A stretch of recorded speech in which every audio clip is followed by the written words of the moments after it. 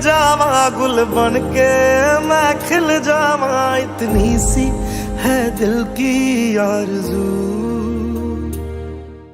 देश के लिए अपनी जान की बाजी लगाने वाले शहीदों को कोई नहीं भूल सकता।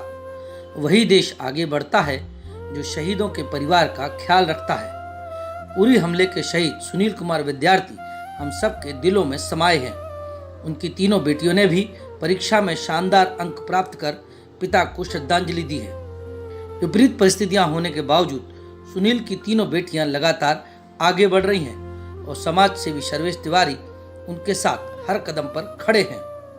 अपने पति की शहादत के साथ साथ अपने बच्चे की परवरिश, पढ़ाई लिखाई की चिंता हो रही थी। उसी समय मेरी स्थिति को देखते हुए सर्वेश तिवारी भैया जी हमारे बच्चे के पढ़ाई के प्रति 20 लाख का चेक दे करके सहायता किए और एक हमारे भाई की तरफ हर समय अभी तक हाल चाल फोन के द्वारा पूछते रहते हैं।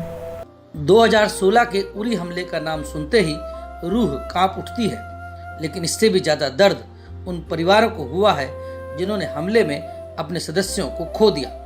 उस हमले में उनके जीने की उम्मीद टूट गई थी और जिस शहीद की 3 बेटियां हों उन्हें तो फिर भविष्य में सिर्फ अंधेरा ही नजर आ रहा था। हमले के बाद जब पूरा देश शोक में डूबा हुआ था, तब बिहार के चंपारण के विशुनपुर के निवासी सर्वेश तिवारी ने आगे बढ़कर इस परिवार को गोद लिया। उन्होंने इस परिवार के बच्चों की पूरी पढ़ाई का जिम्मा भी अपने कंधों पर लिया। साथ ही उसी वक्त सर्वेश तिवारी ने इस परिवार को 20 लाख रुपए का चेक भी दिया। मैं आरती कुमारी सहित सुनील कुमार विद्यार्थी की बड़ी बेटी हूँ।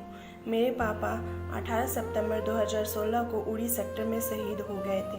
पापा की शहादत सुनते ही हम लोगों को बहुत बड़ा दुख पहुंचा था और पूरे परिवार में मातम छा गया था और हमें पढ़ाई की चिंता भी सताने लगी थी। उसी समय सर्वेश तिवारी अंकल जी आए और मम्मी को 20 लाख का चेक हम चारों भाई बहन के पढ़ाई को जारी रखने के लिए सहायता की। सर्वेश तिवारी अंकल जी हमेशा एक गार्जियन की तरह हम चारों को सपोर्ट करते रहे।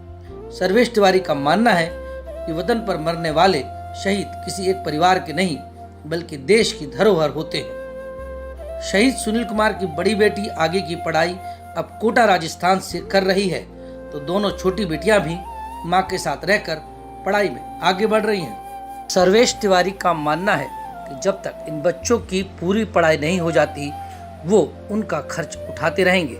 सच है, जब तक हम शहीदों के परिवारों के साथ इसी तरह खड़े रहेंगे, देश पर जान न्यौछावर करने वालों की कमी नहीं होगी। जय हिंद।